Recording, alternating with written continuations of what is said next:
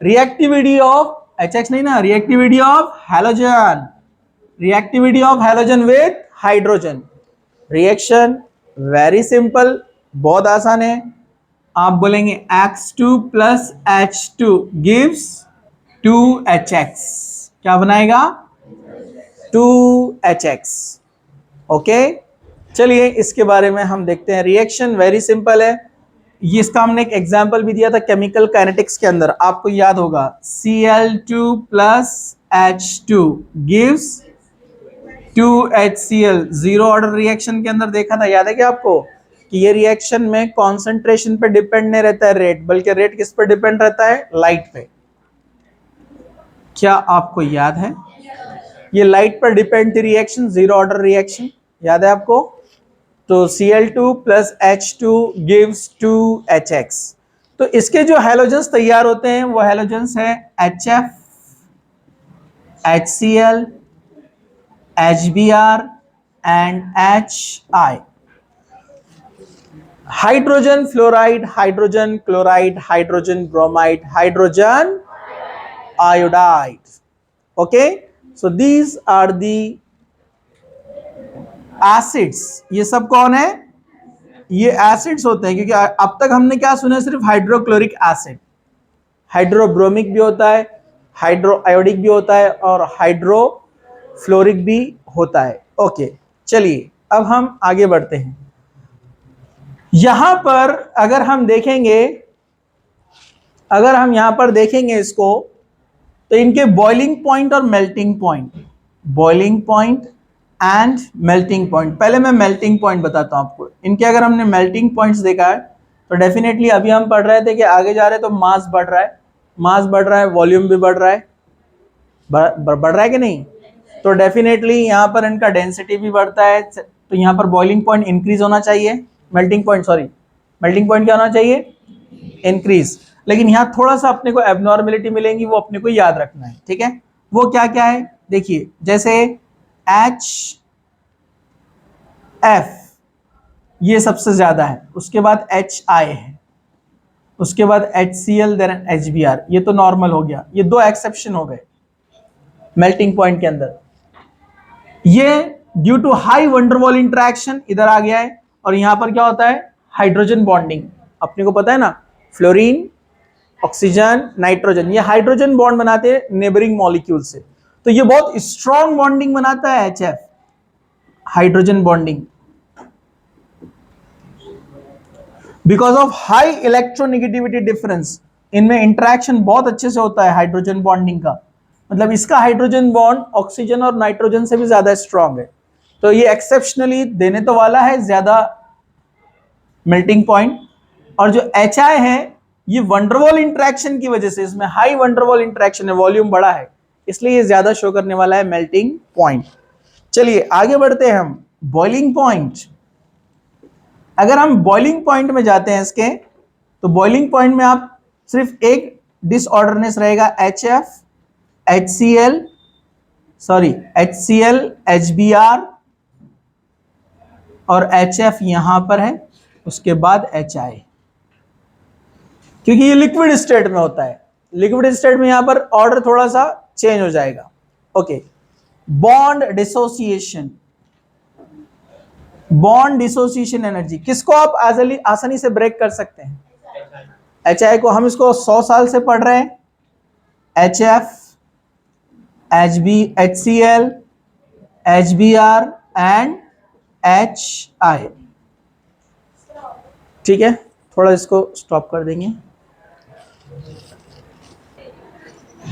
Anomalous behaviour of fluorine, anomalous behaviour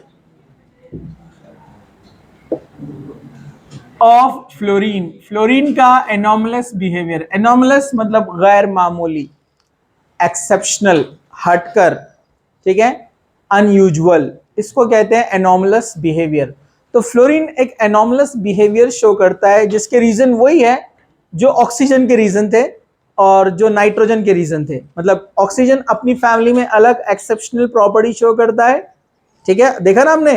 वैसे nitrogen अपनी family में एक्सेप्शनल है, वैसे फ्लोरीन हैलोजन फैमिली में एक्सेप्शनल है, उसका सबसे पहला जो पॉइंट है वो है यहां पर absent of D orbital. D orbital absent होती है फ्लोरीन के अंदर, ये सब जानते हैं। जैसे हम फ्लोरीन का इलेक्ट्रॉनिक कॉन्फ़िगरेशन अभी हमने देखा, 1s2 दो इलेक्ट्रॉन है, 2s2 ये दो इलेक्ट्रॉन है, और 2p5 ये 5 इलेक्ट्रॉन है। 1 2 3 4 5 डी ऑर्बिटल नहीं है, के शेल एल शेल, इसमें एक होती है, इसमें दो होती हैं। यहां पर थर्ड डी ऑर्बिटल नहीं है, सेकेंड शेल में डी ऑर्बिटल नहीं होती है। पहला रीजन जिसकी वजह से एक्साइटेशन नहीं होता है, एक्साइटेशन नहीं होता है इसलिए फिक्स उसका स्टेट होता है ओनली वन, जिसको हम बोलते हैं -1। सिर्फ इलेक्ट्रॉन लेगा वो, पूरे पीरियोडिक टेबल में डॉन है वो, कोई ले नहीं सकता उससे इलेक्ट्रॉन। समझे क्या?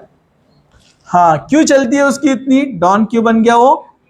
High electronegativity.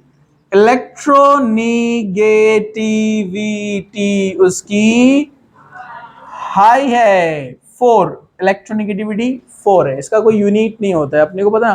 So it is the highest electronegative element in the periodic table, जिससे वो इलेक्ट्रॉन लेगा आसानी से। Okay, third small size. Small size है इन दी हैलोजन फैमिली। हैलोजन फैमिली में वो स्मॉल है, बराबर है कि नहीं है? डेफिनेटली अब उस वो स्मॉल है तो बहुत सारे एक्सेप्शंस शो करता है। जैसे अपन ने इलेक्ट्रॉन एफिनिटी में देखा कि दिल तो बड़ा है बेचारे का, इलेक्ट्रोनेगेटिविटी बहुत ज्यादा है, लेकिन इलेक्ट्रॉन को बुला तो लेगा लेकिन रखने के लिए जगह नहीं है। बाहर चबूतरे पे सो तुम, कुछ भी करो। अरे बराबर है कि नहीं है? अरे समझा क्या? तो एक्सेप्शनली वो इलेक्ट्रॉन गेन इंथैल्पी उसकी कम है क्लोरीन से, क्योंकि क्लोरीन की निगेटिविटी कम है लेकिन एम्प्टी ऑर्बिटल अवेलेबल है ना इलेक्ट्रॉन को बुलाने के लिए। समझा आपको? तो ये इलेक्ट्रॉन एफिनिटी जो एक्सेप्शनल शो करता है, इसका रीजन ये है। दूसरा, हाई हाइड्रेशन इंथैल्पी शो करता है वो, हाई हाइड्रेशन इंथैल्पी। तो हाई हाइड्रेशन इंथैल्पी किस वजह से है? Small size and high charge.